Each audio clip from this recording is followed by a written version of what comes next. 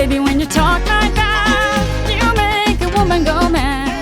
দীর্ঘ ১৯ বছরের প্রতীক্ষা। শেষবার যখন তিনি মঞ্চ কাঁপিয়েছিলেন তখন সময়টা ছিল ২০০৭। প্রায় ২ দশক পর আবারও সেই অতি পরিচিত হিপস ডোন্ট লাইয়ের ছন্দে মাততে চলেছে ভারত।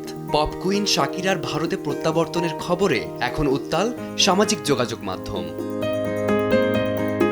এপ্রিলের তপ্ত দুপুরে সুরের শীতল পরশ নিয়ে আসছেন শাকিরা। আগামী ১০ এপ্রিল মুম্বাইয়ের মহালক্ষ্মী রেসকোর্স এবং ১৫ এপ্রিল দিল্লির জওহরলাল নেহরু স্টেডিয়ামে আয়োজিত হতে যাচ্ছে এই মেগা কনসার্ট। আয়োজক সংস্থা ফিডিং ইন্ডিয়া এবং ডিস্ট্রিক্ট বাই জোম্যাটোর যৌথ উদ্যোগে এই আয়োজনকে ঘিরে এখন সাজ সাজ রব।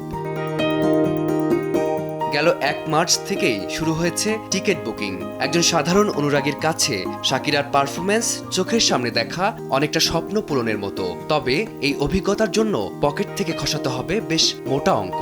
ডেলিভারি চার্জ ও বুকিং ফি সহ একটি টিকিটের সর্বোচ্চ দাম ধার্য করা হয়েছে ৩২,০০০ টাকা। তবে এই চড়া দামের টিকিটে কেবল কনসার্ট দেখাই নয়, মিলবে রাজকীয় সব সুবিধা, VIP lounge, fan pit access, shuttle service, premium food মেনুর পাশাপাশি থাকবে অ্যালকোহলযুক্ত পানীয়র ব্যবস্থাও।